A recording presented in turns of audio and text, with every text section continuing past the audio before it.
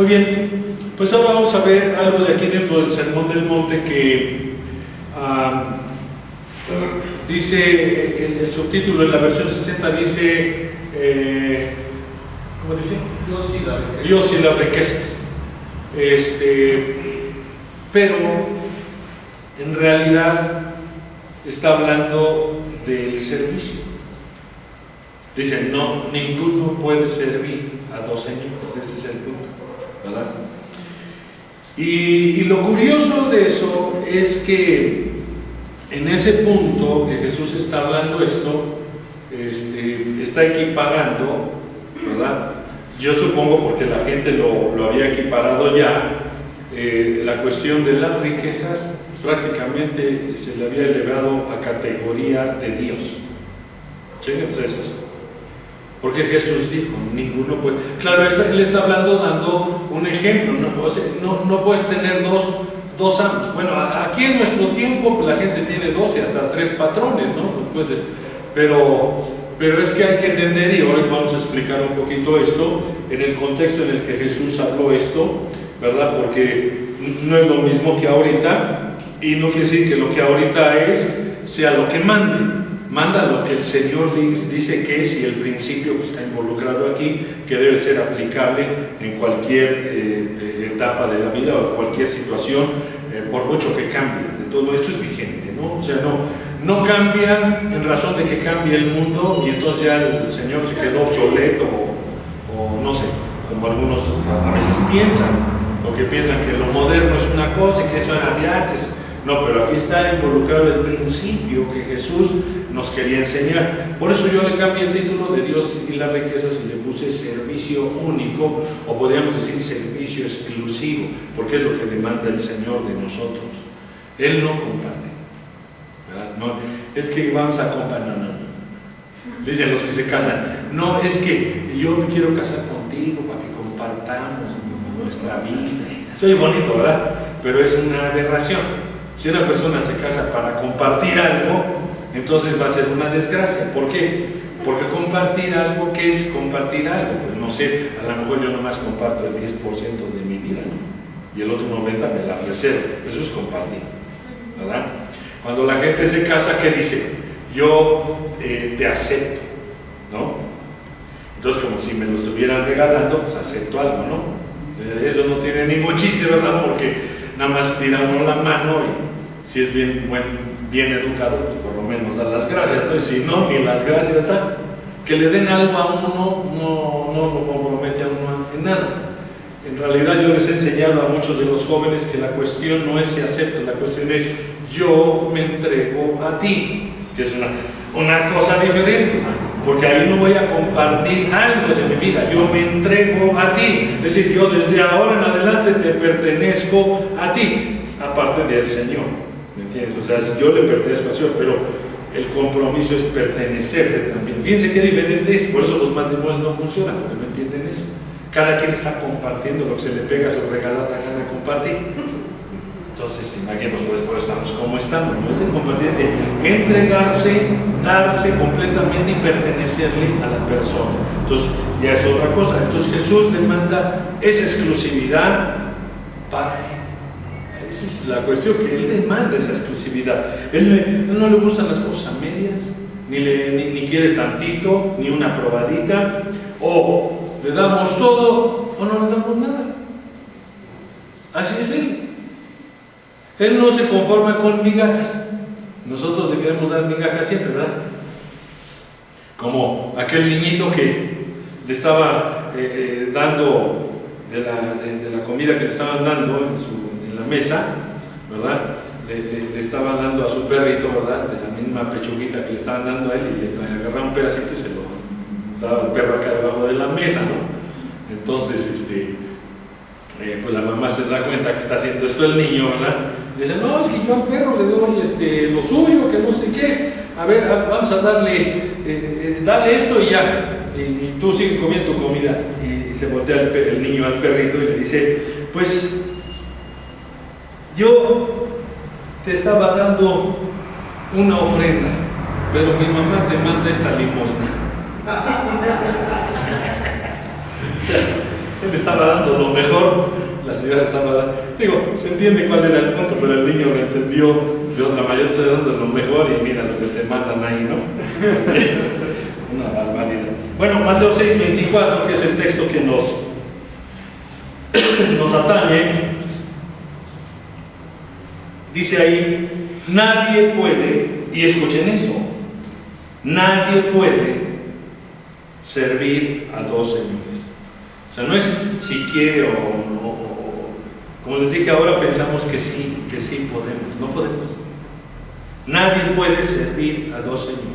¿Por qué? O aborrecerá a uno y amará al otro, o apreciará a uno y despreciará al otro.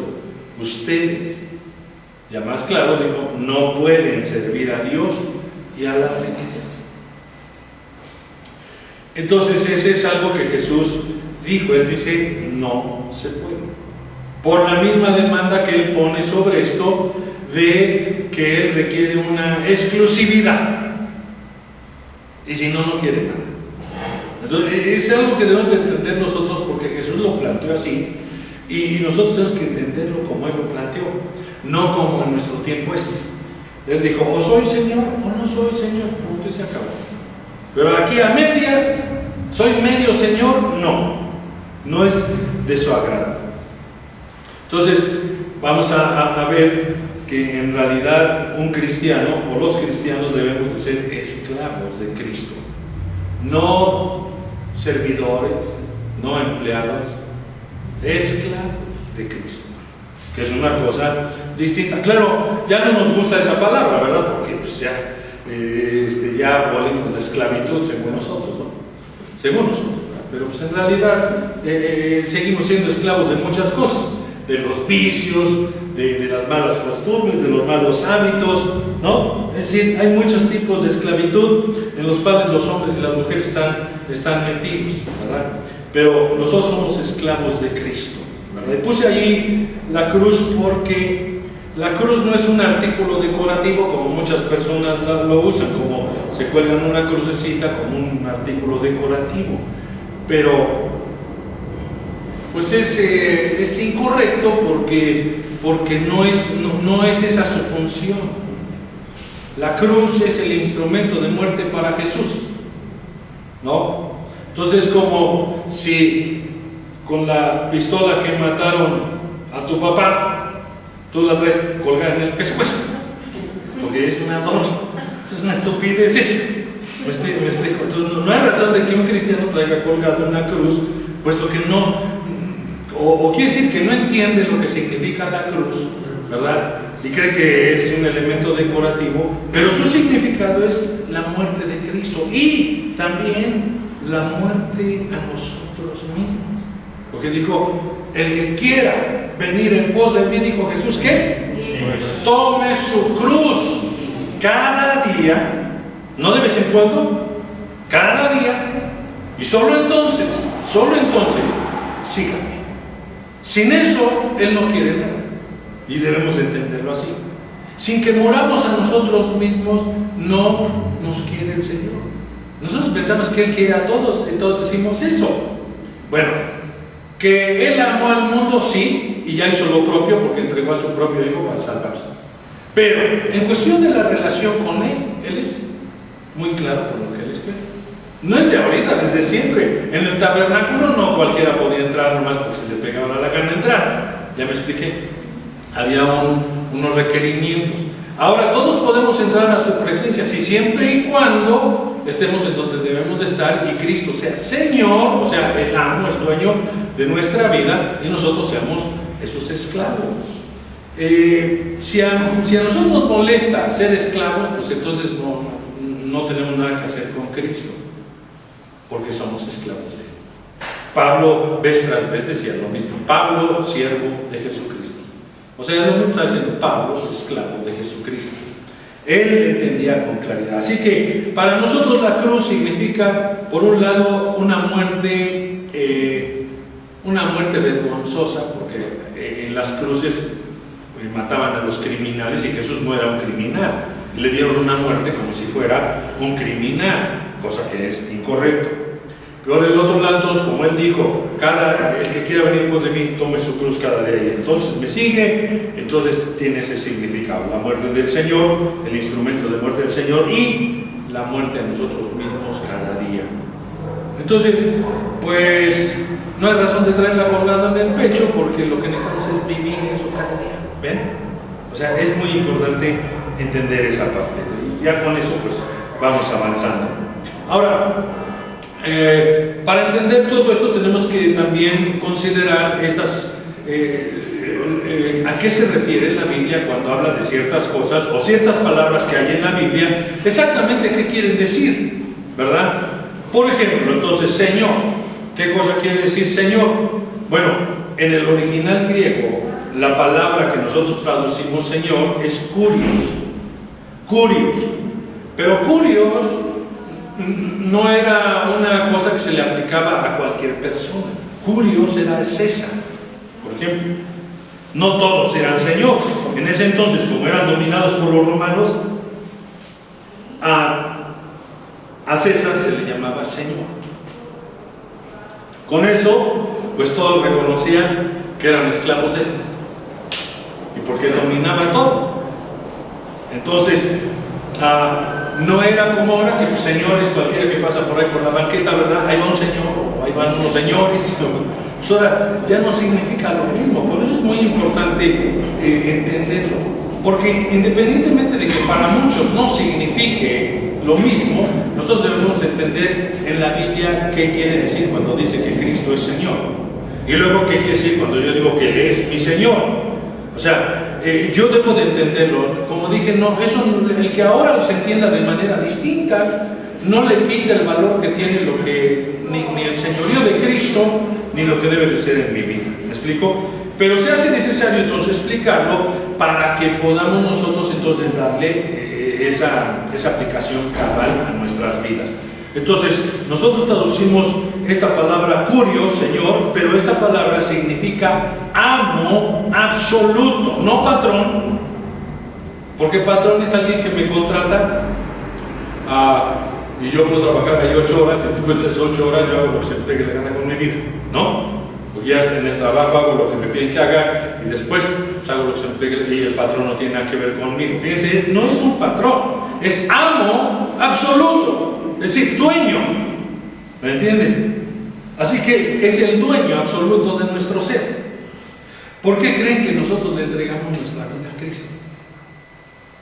Porque eso es lo que hacemos, entregársela, no se la prestamos, no la compartimos. Tenemos que quitarnos esas ideas. Nosotros aceptamos a Cristo y lo aceptamos como Señor. Si no lo aceptamos como Señor, entonces no lo estamos aceptando. Él no va por menos que eso, ¿me entienden? Nosotros, ¿sabes? Al no entenderlo, pues se nos hace muy sencillo y todo, pero no es lo correcto. Hay que entender esto. Eso quiere decir Señor, Cristo es Señor. En este sentido, Kurios, ¿verdad? Así que, por eso la importancia.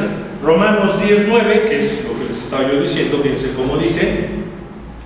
Ahí dice que si confesares con tu boca a Jesús por Señor, por Kurios, y crees en tu corazón que Dios lo resucitó de entre los muertos, serás salvo.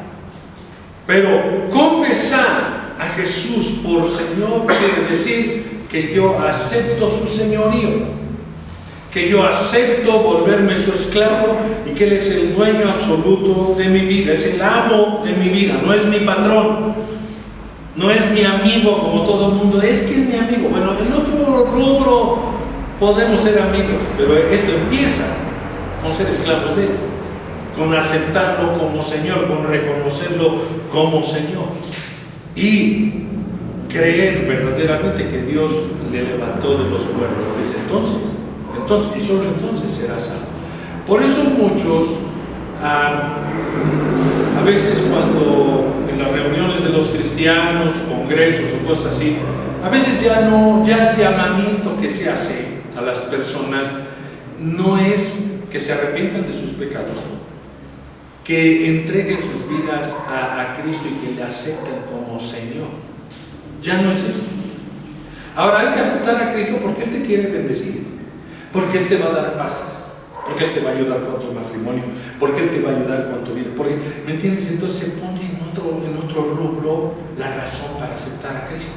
O sea, lo vas a aceptar entonces para que Él te dé una bola de cosas, no como Señor de tu vida, no como dueño de tu vida, sino como alguien que te va a proveer de cosas. Son dos cosas totalmente distintas. ¿Dónde se perdió eso? No sé, pero eso no es lo que la Biblia nos enseña. Y desgraciadamente en muchos lugares esto es lo que se acostumbra porque no quieren confrontar a las personas. ¿Cómo le vamos a decir que se arrepienta de sus pecados? Como Dios lo dice, ¿no? A Pedro le dijeron lo mismo cuando le oyeron decir un mensaje que fue explicativo. ¿Qué cosa hizo el Señor con Moisés y papá hasta el día de hoy? Un mensaje muy simple de Pedro que el Espíritu Santo colocó en los corazones de las personas, y las personas vinieron a Pedro y le dijeron: ¿qué haremos? Ya oímos todo esto, ahora, ¿qué hacemos? Y él les dijo: pues, arrepiéntanse de sus pecados. ¿Viste? No digo, no es que va a venir allá a darles y ayudar, no. ¿Qué van a hacer? Arrepiéntanse de sus pecados, ¿verdad? O sea, hay que reconocer primero que yo estoy en una situación mala delante de Él y debo de arrepentirme. Entonces, ¿ven la diferencia? Ese es el verdadero evangelio. Entonces hay que, y luego les digo: y bautícese cada uno en su nombre. Así que bautizarse, pues en la Escritura significa que yo reconozco que muero con Cristo, ¿no? Y que nazco a una nueva vida, que dejo la vida anterior, que dejo de ser la persona de antes y ahora me convierto en una nueva criatura y ando, como dice la Biblia, en una novedad de vida. ¿Vean la diferencia? ¿Cómo habla la Biblia y cómo a veces la gente pone las cosas? No son cosas que hacemos nada más porque sí, todo eso tiene un respaldo. Entonces, por eso aceptamos a Cristo como Señor, como curios, y entonces Él es el amo, y entonces nosotros pues simplemente somos esclavos. Ese es nuestro lugar, ¿verdad? Y entonces ahí está. ¿Qué es esclavo?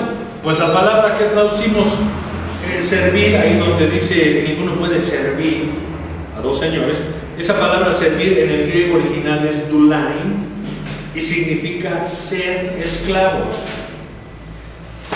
Ser esclavo. Como les dije, no es empleado, no es un servidor, no es un freelancer, ¿verdad? Ahora entonces son conceptos de ahora, ¿verdad? Sí, pero eso no tiene que ver con lo que estamos hablando aquí. Nosotros como cristianos, si vamos a caminar con Cristo, tenemos que entender que somos sus esclavos, por nuestra propia decisión, ¿verdad? Y nosotros somos los que estamos decidiendo de quién somos esclavos, ¿verdad? De todos modos seremos esclavos de alguien. O somos esclavos de nuestra carne, o somos esclavos del diablo, o somos esclavos de la riqueza, o somos esclavos de los vicios, o somos esclavos de los placeres, o somos esclavos. Pero si no somos esclavos, ese es el problema. Así que nosotros decidimos si vamos a seguir siendo esclavos de todas esas barbaridades, o cambiamos todo eso y decimos: ahora yo nada más quiero ser esclavo de Jesucristo. Ya no quiero ser esclavo de todas las cosas que todos se han enseñoreado de mí. David dijo una vez eso: muchos se han enseñoreado de mí. Yo creo que entendía esta parte que estábamos viendo. Muchos se han enseñado, pero yo no quiero ese señorío, yo quiero el tuyo nada más. Yo quiero que tú gobiernes, que tú señorees, no que todos señorean sobre mi vida. Bueno, pues muchos de verdad han probado diferentes amos. Por eso nosotros decidimos de quién vamos a ser esclavos. Pero esclavo entonces implica que pues no cumplo con mis 8 horas y ya. Entonces, el esclavo es todo el tiempo, siempre es esclavo.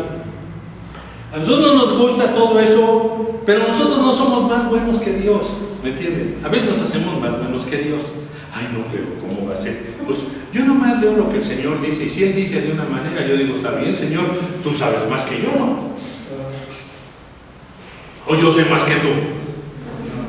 Tú sabes más que yo. Si tú lo dices así, por algo ha de ser. Si no, si mi cabecita no entiende ahorita, ayúdame, Señor, para que entienda yo, ¿verdad? Pero el problema es que mi cabeza no entiende, no que no sea la verdad. Así que dice ahí, primera carta a los Corintios 7:22, dice ahí, porque el que fue llamado por el Señor siendo esclavo, hombre libre es del Señor. De la misma manera, el que fue llamado siendo libre, esclavo es de Cristo. Pregunta, ¿y tú cómo fuiste llamado? ¿Eras esclavo? Sí, éramos esclavos, pero no nos habíamos dado cuenta. Pero en realidad no éramos esclavos en el sentido en el que Jesús lo dijo, porque en ese tiempo sí había esclavitud. Y aquí el apóstol Pablo se está refiriendo a que muchos eran esclavos. Y muchos de los que vinieron a Cristo primero fueron los esclavos, antes que los patrones. Y fíjate lo curioso del asunto, que en las iglesias, como los primeros que llegaron fueron los esclavos, los pobres, las prostitutas, fueron los que primero respondieron, y luego eventualmente respondieron ya los amos y demás. Resultó que en la casa, pues, uno era el esclavo de alguien, pero en la iglesia uno era el pastor, o como le quieran decir, el patrón. Qué curioso. En la casa yo seguía siendo esclavo del patrón, pero en la iglesia ahora yo era el pastor o el director o como quieran decirle, y ese era una ovejita. Porque en el orden de Dios es diferente. No dice, no, pues allá eras amo, pues aquí sigue siendo. No, señor. Allá en la casa, cuando llegamos a la casa, otra vez agarro mi papel de esclavo y usted diga, Señor. Pero acá en la iglesia ahora yo enseño. Qué curioso, se dio esa situación. Y la gente lo entendía bien, porque bueno, es que aquí es lo que el Señor dijo, ¿no? Así que el apóstol Pablo dijo, si tú fuiste llamado siendo una persona libre, ¿qué crees? Ahora eres un esclavo de Cristo. Y hay que entender eso. Hay que entenderlo para asimilarlo y para gobernarnos con eso en nuestras vidas. Y entonces tenemos que hablar de la esclavitud, porque si no, nunca entendemos a qué nos referimos. En los tiempos de Jesús, la esclavitud era algo normal. Jesús no vino no era el cura Hidalgo, que vino a la independencia de quién sé qué cosa, no. O sea, ni era Abraham Lincoln tampoco, ¿no? O sea, no es que esté bien la esclavitud, me explico, pero en el tiempo en que Jesús vino y pisó esta tierra, y en el tiempo de Pablo, la esclavitud era algo normal. La gente tenía sus esclavos. ¿Punto? ¿Por qué? Pues porque acuérdense que en las guerras, si uno sometía a las naciones, muchos de esos venían a ser esclavos de las personas, eran sus esclavos. Y en ese entonces un esclavo era como una herramienta viva nada más, pero no tenía mayor valor para el amo. Era como una herramienta viva que se usaba y todo. Así que un amo poseía a un esclavo de manera completa, como a cualquiera de sus bienes materiales. Lo poseía totalmente. Podía pegarle, podía correrlo si quería, podía matarlo y no incurría en ningún delito, porque era de su propiedad. O sea, quiero que entiendan cómo era. Y Jesús está hablando en este contexto. Y él no habló contra la esclavitud, él simplemente dijo, no, sí, pero yo, o son esclavos de allá o son esclavos míos, ¿qué quieren? Punto. Porque había que entender que era el mismo caso. Él es el dueño y el Señor, y Él es el verdadero dueño y Señor de todo, después de todo. Y bueno, le correspondía a cada persona y nos corresponde a nosotros entenderlo con claridad y entonces aceptarle o no, ¿verdad? Esa es nuestra decisión. Pero así debemos de entender que así era la esclavitud en ese entonces. Y no era un rollo, ¿me entiendes? Que como nosotros ahora, pues que decimos que no hay, cuando sigue habiendo, porque sigue habiendo, ¿no? Hay muchas maneras de esclavizar a la gente, ¿no? Nada más que ahora está velada o está permitida, pero hay diferentes maneras de seguir esclavizando a las personas. La primera carta a Timoteo, en el capítulo 6, en el verso 1, vean ustedes cómo también Pablo habla y dice: todos los que están bajo yugo, ¿cómo qué? Esclavos. Como esclavos. O sea, había gente que eran esclavos. ¿Y qué les dijo? Rebélense, llamen al cura Hidalgo para que les haga su independencia. ¿No vea que no dijo eso? ¿Qué dijo? Considere a sus propios amos como dignos de todo honor. Pues eso va contrario a lo que nosotros pensamos y creemos. Pero el apóstol Pablo no enalbardó una bandera de libertad, porque Dios no lo llamó eso. Él entendía que había esclavos ahí y se refirió a ellos y les dijo: ¿cuál es su responsabilidad? Tratar con honor a sus amos. Chequen ustedes eso. Dice: para que el nombre de Dios y nuestra doctrina no sean blasfemadas. Así que el apóstol Pablo les hizo esta recomendación. Así que esta era la condición de un esclavo. Le pertenecía completamente al amo. Y vemos que Pablo no tuvo ningún reparo en decirles: bueno, ustedes deben de darle honor a su amo. Si ustedes son esclavos, ese es lo que corresponde, ¿verdad? Luego entonces, los derechos. Porque ahora, pues como ya estamos de los derechos humanos, ¿verdad? Y ya tenemos a los derechos humanos y luego la gente se queja de por qué defienden los derechos de los criminales. Pues por fin no, que queríamos derechos humanos. Pues si queremos derechos humanos, pues también los criminales tienen derechos. Eso no es un invento de Dios, es un invento humano y después ya no saben qué hacer con ello. Y todo el mundo se queja que por qué dejaron salir aquí, que por qué hicieron, que por qué los criminales parece que tienen mejor las cosas que a las víctimas, y entonces ahora tuvieron que hacer una ley de víctimas. O sea, ¿por qué? Porque hacen cosas a lo tonto y no tienen la claridad de lo que es. Yo te voy a decir una cosa: un esclavo no tenía ningún derecho. No hay razón de cuáles son tus derechos. Así pues, en nuestra relación con Dios, y déjame decírtelo así, no tenemos ningún derecho. Como tal, no lo tenemos. No nos pertenece momento alguno. No es que yo nomás trabajo hasta tal hora y después ya es mi tiempo mío. Bueno, eso puedes decir tú, puede ser cualquiera, pero en realidad un esclavo no tiene un momento que le pertenezca. No basta con una obediencia parcial. Es que yo nomás te sirvo aquí o te obedezco hasta aquí. No podemos en un momento servir a Cristo y en otro a nosotros mismos. Es lo que Jesús dijo: es que no pueden tener varios señores. O tienen uno que es el que manda, o porque van a acabar siempre eligiendo a uno o quedándose con uno. Solo podemos servir bien a un solo. Entonces es que no se puede servir a todos, ¿no? La gente queda mal cuando tiene, como dice, el que mucho abarca, pues poco aprieta, porque luego ya queda mal con uno. ¿Me entiendes? Es lo de siempre. El que tiene dos trabajos luego falla en uno porque en el otro le están exigiendo más y en este ya está fallando. Entonces, ¿sabes? ¿Me entiendes? No es lo correcto. Pero bueno, solo podemos servir a un amo. No tenemos ningún derecho y eso debemos entenderlo. Hay personas que hablan con Dios como si tuvieran todos los derechos. No tenemos ningún derecho. Somos hijos adoptados. Ni siquiera somos, ¿verdad? Somos adoptados. El unigénito Hijo de Dios, ¿quién es? Por algo se le llama así, unigénito Hijo del Padre. Es Jesucristo. Nosotros no somos unigénitos. Nosotros somos adoptados. Todos somos adoptados.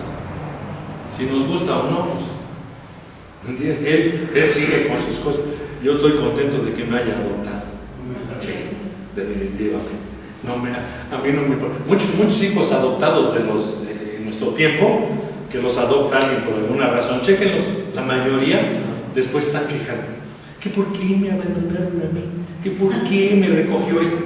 ¿Que por qué? ¿Me entiendes? Se trauman y hacen barbaridad y media, ¿no?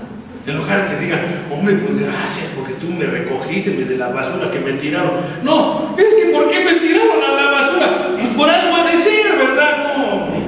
Cada quien tiene sus rollos, ¿me entiendes? Pero les molesta más, ¿por qué me tiraron a la basura?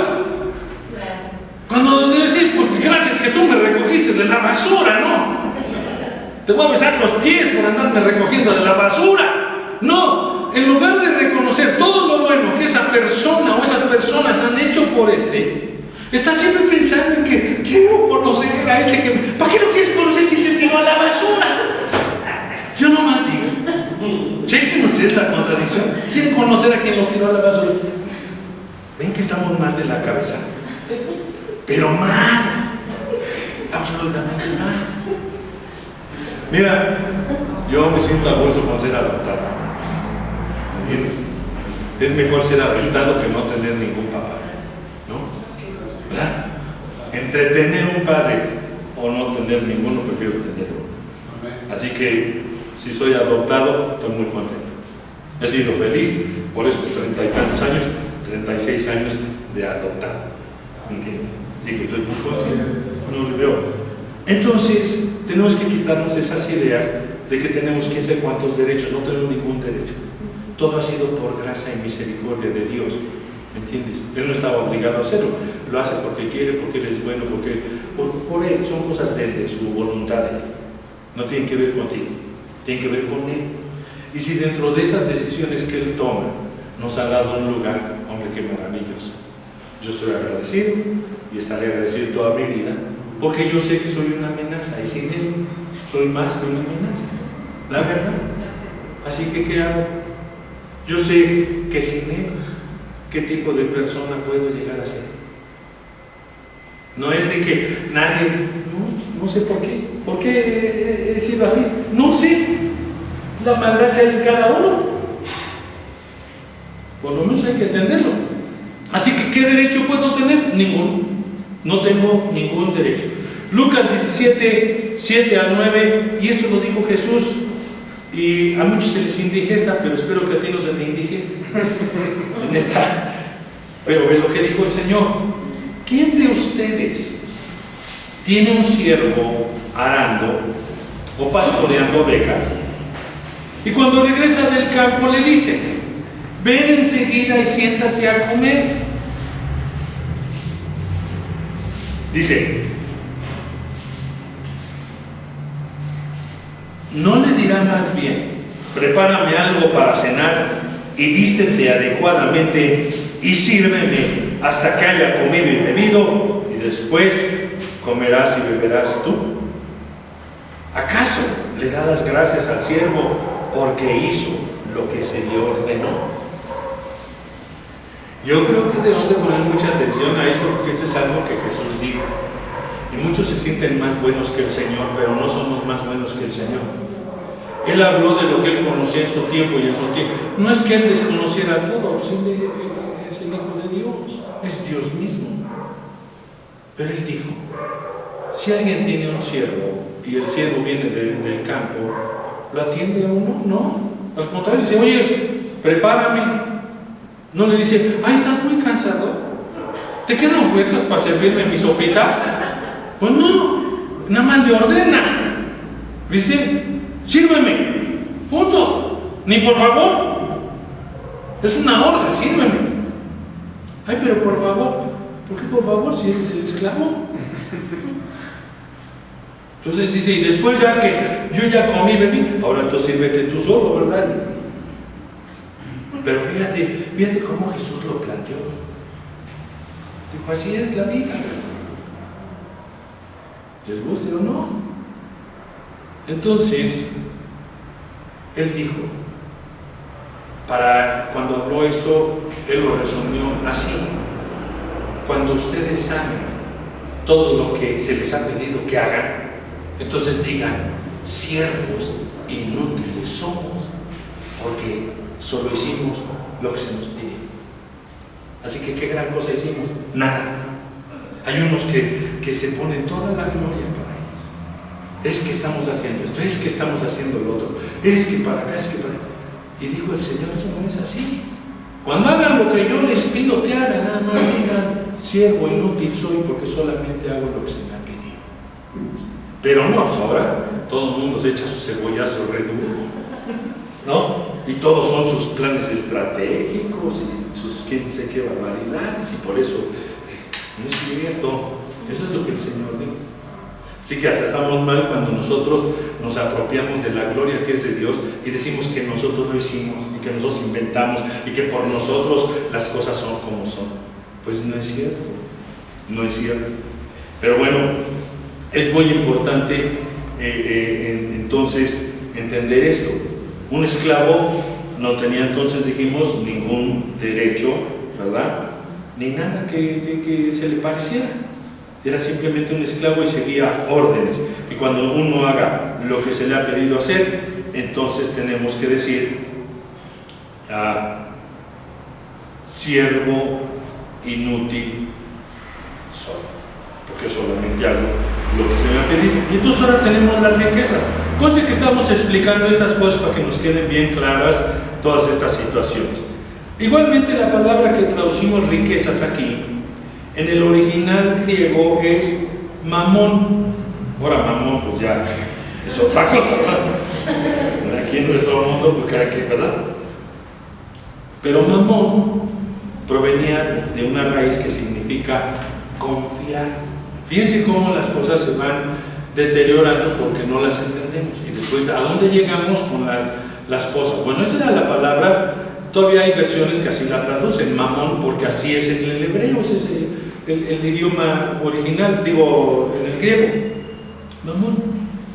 Entonces, ¿qué significaba confiar? Pero significaba que yo le podía confiar mis bienes a alguien, eso significaba esa palabra, que yo le podía confiar a alguien mis bienes para que me los viera, me los cuidara y demás. Fíjate lo que significaba. Entonces, con el tiempo, esta palabra que se escribía con M minúscula, entonces, pasando el tiempo, pasó a significar aquello en lo que uno pone su confianza. Ya no que yo le confiaba algo a alguien, sino en lo que yo pongo mi confianza. Y más adelante, ahí, la palabra se empezó a escribir con M mayúscula, con mayúscula ya la M, y se le consideró casi una especie de divinidad. Por eso Jesús, cuando habla de las riquezas y de él, dice: no pueden servir a Dios y a las riquezas. Pero digo, ninguno de ustedes puede servir a dos señores, porque ya en el tiempo de Jesús las riquezas habían alcanzado un grado como de Dios, ya era una divinidad. No lo son, en realidad no tiene nada que ver con Dios, pero para los hombres ya estaba equiparado igual. Y los hombres eran más esclavos de las riquezas que de Dios. ¿Vieron? ¿Cómo llegó esa palabra a convertirse como muchas palabras? Por eso es importante estudiarlas, como este tiempo que tomamos nosotros y explicamos las cosas para que nos quede claro de qué estaba hablando el Señor. Porque obviamente la Biblia nunca ha puesto un énfasis en contra de las riquezas. La Biblia no dice que es malo que una persona se haga rico, ¿verdad? ¿Es malo cómo se hace rico? Sí. ¿Son malas las razones que tiene para hacerse rico? Sí, ¿verdad? Pero nunca se condenaron a las riquezas como una maldad. Entonces nosotros no tenemos que hacer eso, pero hay que entenderlo. Jeremías 9:23, entonces ahora vean lo que Dios espera que suceda con cada uno de nosotros con respecto a todo esto. Así dice el Señor. ¿Quién dice? ¿Así dice quién? El Señor. ¿Quién? El Curios, el amo, el dueño de nuestra vida. Así dice, el que manda en tu vida. Así dice. ¿Le hacemos caso o no? No se gloríe el sabio de su sabiduría, ni se gloríe el poderoso de su poder, ni el rico se gloríe de su riqueza. Dice. Todos sabemos lo que sigue después de esto, ¿no? ¿Qué sigue después de esto? A ver, si te lo sabes. Mas alábese en esto el que se hubiere de alabar, en entenderme y conocerme que yo soy Jehová, que hago misericordia, juicio y justicia en la tierra, porque estas cosas quiero, dice Jehová. ¿Ven lo que dice Dios? Si quieren alabarse, la única alabanza que les permito es que me conozcan, que se alaben porque me conocen. Fuera de eso, no tiene nada de qué alabarse. ¿Checaron eso?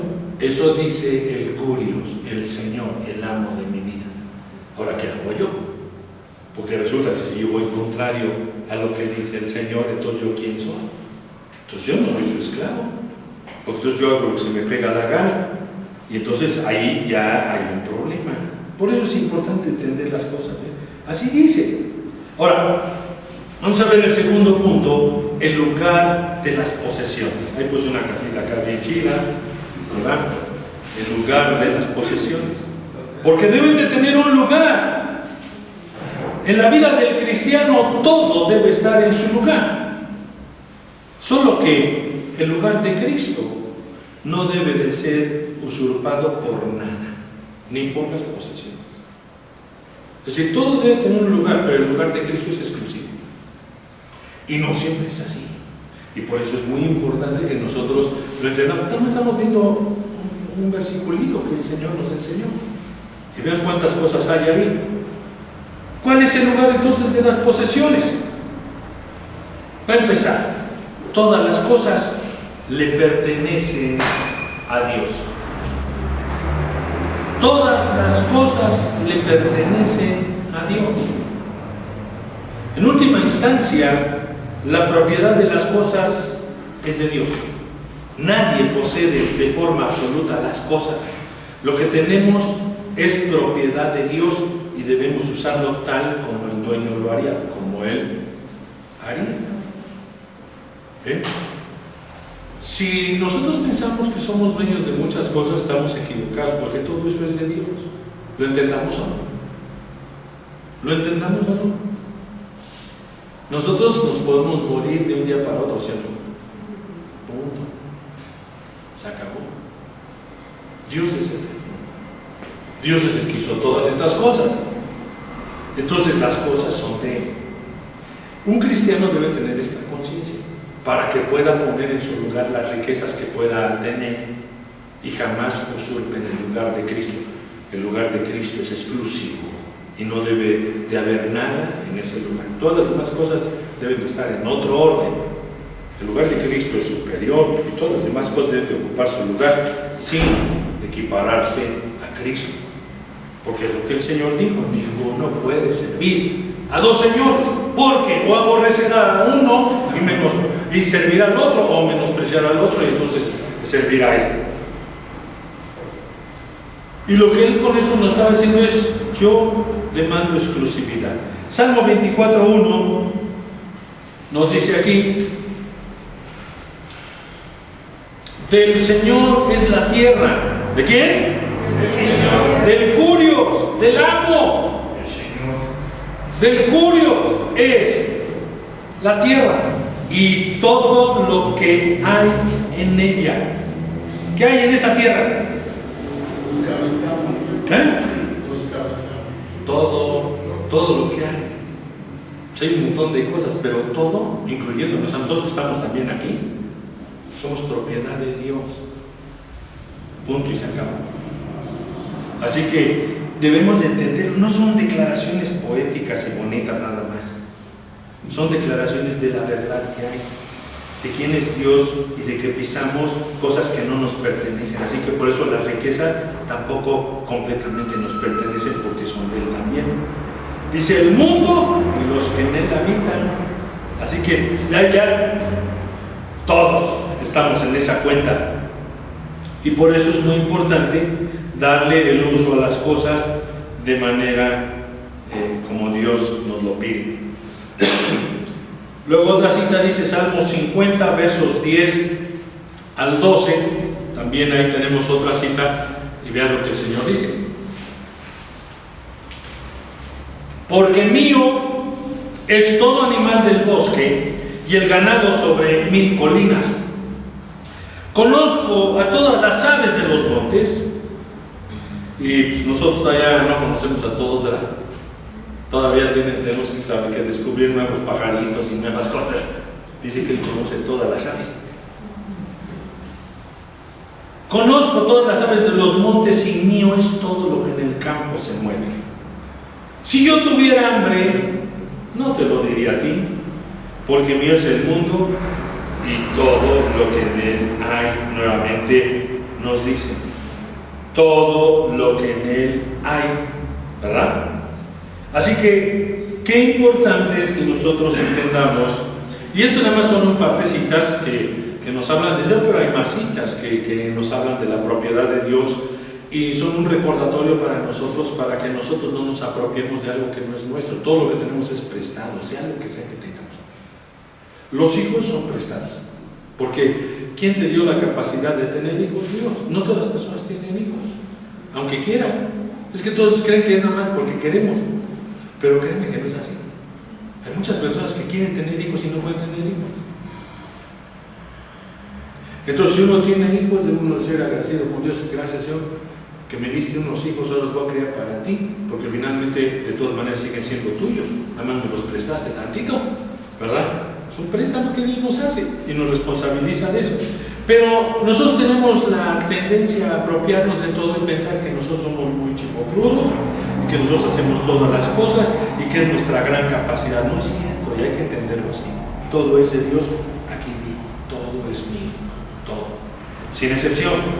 Así que todo eso cambia la manera en que nosotros contemplamos las cosas y vemos aún lo que nosotros tenemos. Sabemos una manera correcta de pensar, entonces esto es prestado de Dios para mí, ¿verdad? Y yo debo ser un administrador, como dice la Escritura, se requiere que todo administrador sea hallado fiel, dijo el apóstol Pablo. Se requiere, no es si quiero yo, se requiere, lo requiere él, que todo administrador sea hallado fiel, y todos somos administradores de estas cosas que Dios nos ha permitido tener, sean muchas o sean pocas.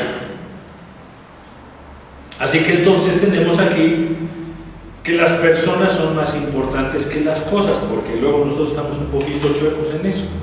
Si para adquirir posesiones, amasar fortunas y acumular dinero, hay que tratar a las personas como cosas, entonces toda riqueza que podamos obtener en esa manera es esencialmente mala. ¿Sí? Es esencialmente mala. Si para yo enriquecerme tengo que aplastar a otros, eso es malo. Pero esas son las prácticas que se hacen ahora, ¿verdad? Eso de situaciones de ese tipo de abuso y demás, no crean que es nuevo. Lo que pasa es que a veces nosotros no estamos conscientes o porque no nos preocupa la historia nuestra, o porque pues, nosotros nada más somos mexicanos y nada más nos preocupan los mexicanos y ya estamos contentos de que hace 200 años Hidalgo promulgó la independencia y nos sentimos como un país libre y bla bla bla, puras tonterías. Pero se nos olvida que hay una historia humana, y en la historia humana encontramos quiénes somos los humanos verdaderamente y en dónde estamos. Nada más como un ejemplo, en Gran Bretaña, en 1815, los niños, y cuando digo niños, me estoy refiriendo a niños menores de 14 años, y hay hasta documentado un niño de 3, 4 años que lo ponían a hacer cosas. Imagínate a qué grado estaba eso. En Gran Bretaña era así. 1815. ¿Y cuándo nos libertamos a nosotros mismos? 1810. El mundo era igual en todas. Pero en Gran Bretaña, los niños, y había muchos entre los 10 años, trabajaban en las tejedurías de 5 de la mañana a 8 de la noche.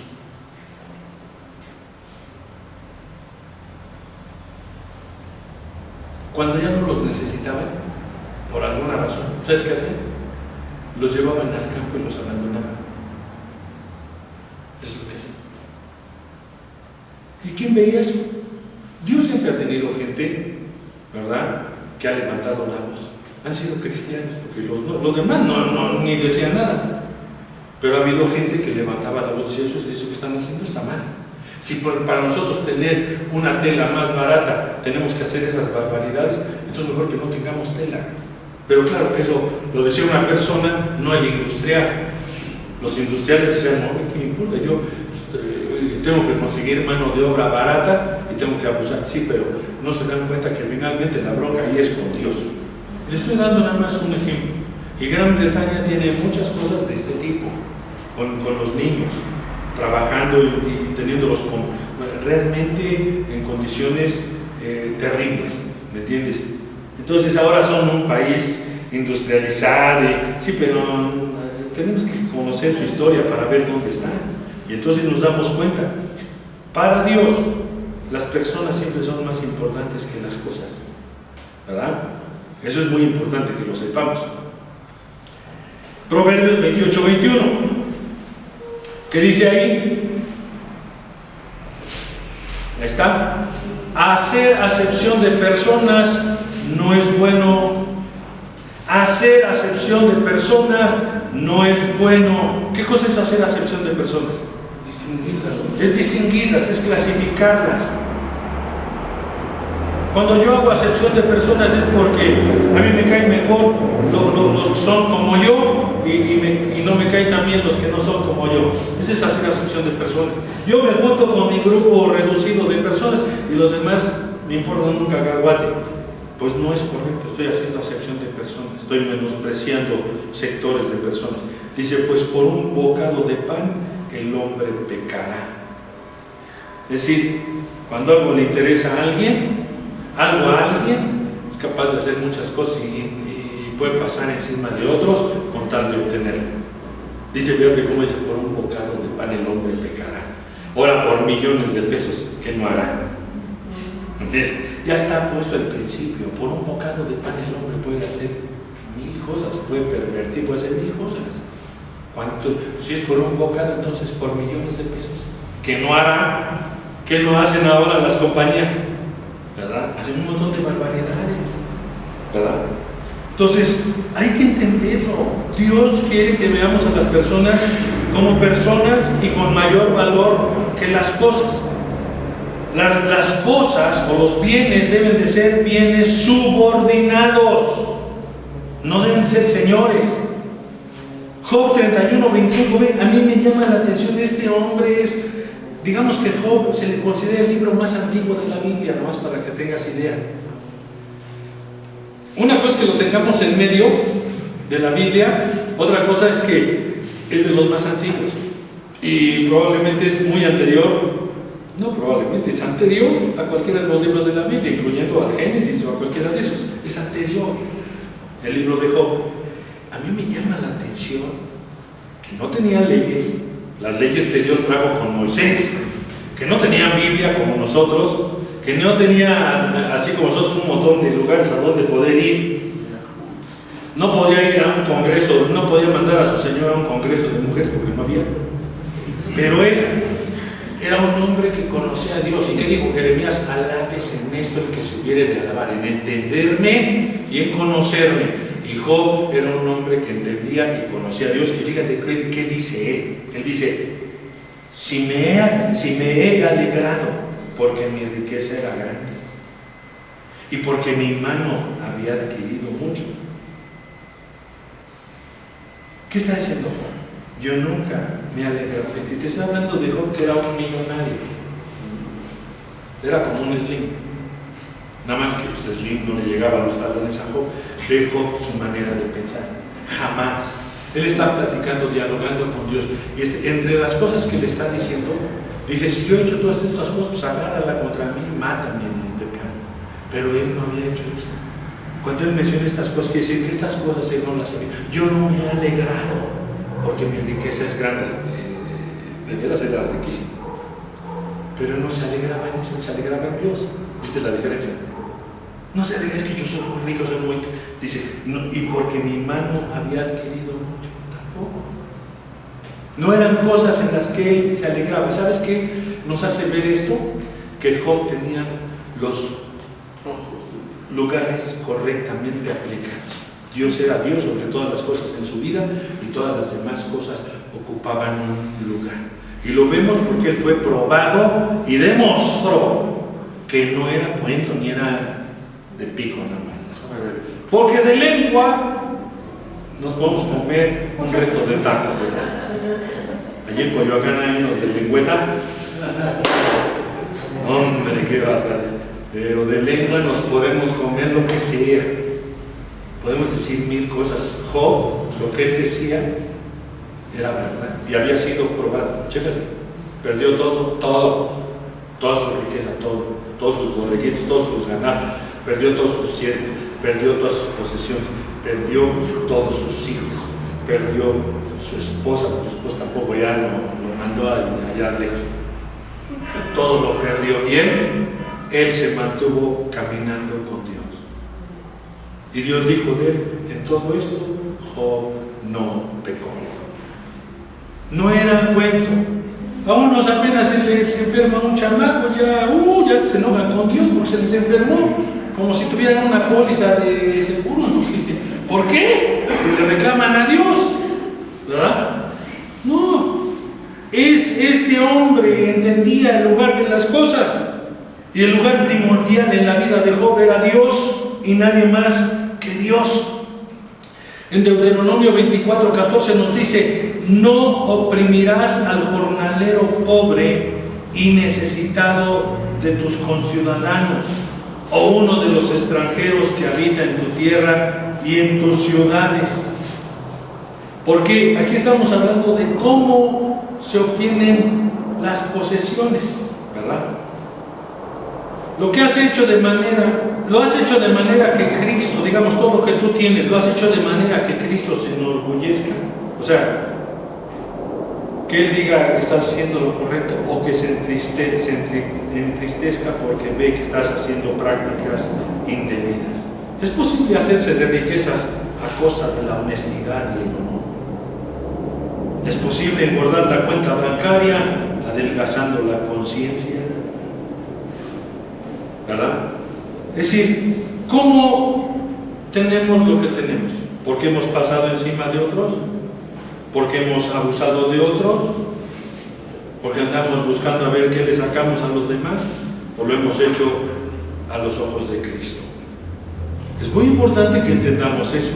Y por eso la cita de Deuteronomio 24:14: no oprimirás al jornalero pobre y necesitado, ya sea que sea de tu conciudadano o uno de los extranjeros que habitan en tu tierra y en tus ciudades. Dios decía, las personas son más importantes que tus bienes y aun que tu riqueza. Y no puedes abusar de las personas para obtener bienes. Es correcto que si quieres ganar más, está bien, Él nunca está contra eso. Pero las cosas en su lugar y con prácticas correctas y honestas. Terminamos. ¿Cómo usas tu riqueza? Porque entonces luego el punto es, bueno, ya he logrado esto, he tenido esto, ahora, ¿qué voy a hacer con eso? ¿Verdad? ¿Para qué lo quiero? Mira, David, que era rey y que tenía pues, lo que quizás muchos hombres desean, ¿verdad? Porque él tenía mucho dinero, ¿verdad? Tenía siervos, y pues era un hombre que dominó y que peleó sus batallas y ganó y obtuvo con muchos botines y todo eso, ¿no? Pero David, hablando con Dios, le dijo: no quiero, no me des riqueza y no me dejes estar en pobreza. Es decir, yo ni quiero estar arriba, ni quiero estar en un término donde yo pueda caminar sin más afanes que nada, ¿verdad? Yo quiero amarte a ti y eso es todo. No sea que después me des un montón y luego yo diga en mi corazón: no, pues yo soy bien abusado y por eso tengo lo que tengo. O no va a ser que también entonces no tenga y entonces te maldiga y diga que por qué tú eres bien malo conmigo. Fíjate cómo razonaba el rey David. Dijo: no me interesa ser rico, no me interesa vivir como rico, puedo vivir en un estándar nada más, donde yo pueda estar contigo sin que ninguna cosa me desvíe, ni la pobreza ni la riqueza. Así que ese era el corazón de David. Por algo es que Dios pues le amaba y le dejaba a él le daba cosas a hacer, porque él era un hombre honesto, toda su vida fue honesto, cometió unos errores, sí, pero él era un hombre honesto. Es posible desear más dinero simplemente para tener una casa lujosa o un auto caro, ¿verdad? Y todas esas cosas pueden tener solo relación a uno mismo. Entonces eso es egoísmo. Cuando solamente pensamos en eso, pues estamos teniendo una conducta egoísta, porque solo quiero estas cosas para mí, ¿verdad?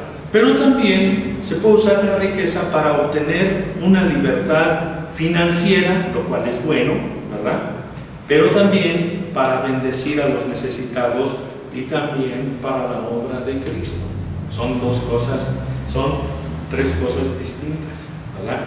Es decir, puedo obtener una libertad financiera, puedo obtener cosas como eso y puedo bendecir a los pobres y puedo también entonces compartir en la obra de Cristo, porque finalmente pues todo es de Él. ¿Ven? Es una manera en la cual podemos usar lo que Dios nos ha dado, sea lo que Dios nos haya dado a cada quien de nosotros, pero debemos de entenderlo así. ¿Qué uso le voy a dar a estas cosas? ¿Todo lo voy a usar para mí? Eso es puro egoísmo, eso no es lo propio. Debe de haber algo más que eso para que nosotros podamos ser bendecidos, porque Dios eso es lo que Él quiere. Dice, el que desprecia a su prójimo peca. El que desprecia a su prójimo peca. Es que este no es de mi categoría, pecas si haces eso. Es que este está bien amolado, ¿y qué culpa tiene? ¿No? ¿Sabes qué dice la Biblia? Al pobre y al rico los hizo Dios. Cuando tú dices eso, estás acusando a Dios de algo, porque dijo, al pobre y al rico los ha hecho Dios. Cuando tú la agarras contra el pobre porque es más pobre que tú, pues entonces estás pecando, que eso dice, desprecias a tu prójimo, pecas. Que porque estás negro y yo estoy güero, pecas. Que porque estás grande y el otro está enano, pecas. ¿Y cuántas veces somos así? Entonces estamos pecando, hay que entender eso. Despreciar a otros es un pecado, se nos toma como un pecado. No es malo, no es correcto. A ver, que lo hemos hecho, Señor, perdónanos. Eso es de la sopa, perdónanos, no entendíamos, yo pensé que, pero no es así. Entonces uno tiene que entender, pero es feliz el que se apiada de los pobres.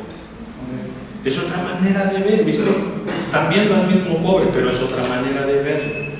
Con compasión, con deseos de ayudarle, con deseos de bendecirle, con deseos de hacer algo para, pues, ayudarle en sus situaciones, ¿viste? Así es que eso es lo correcto. Jesús dijo estas cosas, si no las explicamos, ¿no? ¿De qué está hablando? Nadie puede servir a Dios y a las riquezas. ¿Y de qué está hablando? Pues está hablando todo esto, ¿viste? Si nomás no pasamos de rápido, ni entendemos nada, y luego no podemos tener un punto de referencia para decir, bueno, ¿y qué conmigo? Ahora ya tenemos un punto de referencia, porque esto nos da el punto de referencia. ¿Qué Dios espera con nosotros? Bueno, ya lo vimos, puedes repasarlo después en tu casita y decidirnos a vivir de esa manera. Que Dios nos ayude y que entonces todo esto sea para un beneficio de nosotros mismos, de los que nos rodean y de la obra de Cristo, ¿verdad? Vamos a darle gracias a Dios. Padre, te damos tantas gracias, Señor, por tu misericordia, por tu amor, por tu gracia. Sabemos por lo que hemos estudiado en esta mañana que todas las cosas son tuyas. Nosotros a veces hemos pensado que son posesión absoluta nuestra, ahora entendemos que no. Finalmente todo es tuyo y de tu mano recibimos muchas cosas. Señor, no queremos tener una vida llena de egoísmo y solamente estar pensando en nosotros y en nuestras cosas, pero queremos tener una vida donde reconozcamos que tú eres el que tiene la propiedad de todas las cosas y que nosotros simplemente somos administradores tuyos, y no queremos ser simplemente administradores, sino administradores fieles que usan lo que tú nos has dado para bendecirte a ti y para bendecir a otros. Gracias por abrir nuestros entendimientos, gracias Espíritu Santo por traer esa palabra a los corazones. Gracias por enseñarnos a vivir de una manera cristiana. Tú eres el Señor, el Curios, y nosotros somos tus esclavos porque voluntariamente nos hemos sometido a ti y te hemos recibido y aceptado y confesado como Señor, como el Curios, el amo de nuestra vida, el que manda y el que decide en nuestra vida. Gracias, Señor Jesús, porque tú eres el Curios, el amo de nuestras vidas.